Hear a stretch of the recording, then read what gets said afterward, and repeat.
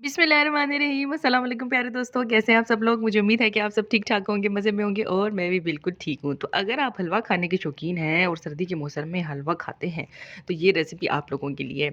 बहुत ही ज़बरदस्त मूँग दाल हलवा बनाएँगे। चैनल पर नए आए हैं तो जल्दी से सब्सक्राइब करें, बेल आइकन को प्रेस करें ताकि हम जल्दी से रेसिपी शुरू कर सकें।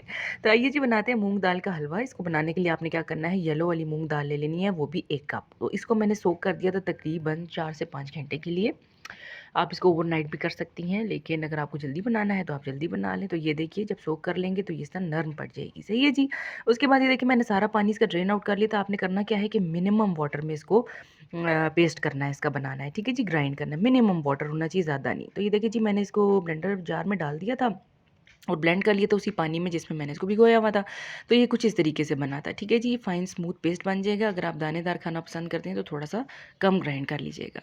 आइए देखते हैं बाकी इसके अंदर रेसिपी में क्या चीज़ें डालेंगी। इसमें डालेगा जी 1 एंड हाफ कप के बराबर मिल्क जो कि घर में होता है, 1 कप चीनी, 1/4 कप व्हीट फ्लावर लिया था मैंने, 1 कप के बराबर घी ले लिया था, कुछ इलायची के दाने ले लिए थे और साथ में मैंने ले लिए थे आलमंड्स, ठीक है जी। आप पिस्ताशियो कुछ भी डाल सकती हैं जो आपका दिल जाए।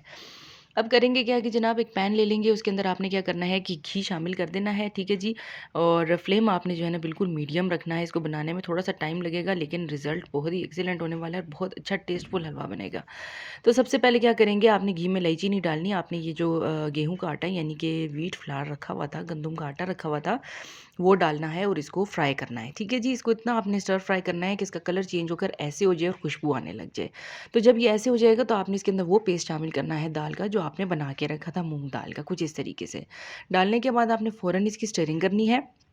तो अच्छे तरीके से इसको आपने मिक्स कर लेना है। इतना मिक्स कीजिएगा कि ये ब्राउन हो जाएगा और बिल्कुल कलर चेंज कर लेगा और क्रिस्प हो जाएगा। मैं दोबारा रिपीट कर रही हूँ, इसको बनाने में टाइम लगेगा, लेकिन ये बहुत अच्छा बनेगा, ठीक है जी। ये देखिए मैं इस तरीके से इसको मिक्स करती रही। मैंने इसको इतना ज़्यादा मिक्स किया कि इसका कलर चेंज हो गया था और ये बिल्कुल क्रिस्पी और दानेदार हो गया, ठीक है जी। टाइम लगता है, जो पानी होता है इसमें सूखने में और जो बाद में चीज़ें हम डालेंगे, लेकिन वक़्त लगेगा इसको होने में, बहुत अच्छा बनेगा। तो ये देखिए जी इस तरीके से मैंने इसको मिक्स करती रही। आपने वक़्तन-फ़वक़्तन इसमें चम्मच हिलाते रहना है, छोड़ के नहीं चले जाना, ठीक है जी। तो ये देखें ऐसे अच्छे तरीके से इसको आपने जिस तरह कहते हैं रगड़ा लगाना, आपने इसको रगड़ा लगाना है, ठीक है जी। तो आखिर में ये देखें कुछ इस तरीके से बन जाएगा। सारा पानी जब ड्राई होगा, जो कलर इसका ऐसे हो जाएगा और ये दानेदार सा हो जाएगा। अभी भी इसमें नमी बाकी थी। तो जब ये ऐसा हो जाए तो इस दौरान अब आपने क्या करना है, इसमें इलायची शामिल करनी है जो हमने रखी हुई थी, ठीक है जी। और दोबारा से इसको पकाना है। कितना पकाना है वो मैं भी आगे चल के आपको दिखाती हूँ। तो इसको इतना पका लेंगे कि ये क्रिस्पी और दानेदार हो जाएगा और कलर इसका मज़ीद चेंज हो जाएगा और आपको खुद महसूस होगा कि इसमें से पानी ड्राई आउट हो गया। तो ये देखें, ये इस तरह दानेदार सा हो जाएगा, ठीक है? इस टाइम पर आपने क्या करना है, इसके अंदर वो चीनी शामिल करनी है 1 कप जो हमने रखी हुई थी और तकरीबन जो 1.5 कप दूध लिया था वो गर्म कर लेना है। गर्म दूध शामिल करेंगे, ठंडा नहीं करना, ठीक है जी? गर्म दूध में मैंने देखिए ये शामिल कर दिया। ज़ाफ़रान हो तो वो डाल दीजिएगा। मैंने येलो कलर ऐड किया था, उसके बाद मैंने इस दूध को शामिल कर लिया था। इस स्टेज पर आप चूल्हा ऑफ़ भी कर सकती हैं ताकि ये बुलबुले ज़्यादा आपके ऊपर उछलें नहीं, यानी कि आपको आके जला ना दें, सही है? तो अब आपने क्या करना है कि इसको मिक्स कर लेना है। तो ये देखें कांस्टेंट स्टिरिंग करनी है ताकि गुठलियाँ ना बने और ये तमाम जो आपने दूध और चीनी शामिल किया है ये इसमें मिक्स हो जाए। अब आप इसको इतना पकाएंगे, एक तो कलर भी चेंज हो जाएगा, ये जो आपने मिल्क शामिल किया है ये भी ड्राई आउट हो जाएगा, बहुत ही उम्दा टेस्ट आएगा। इसमें अब आप बादाम शामिल करें, पिस्ते शामिल करें।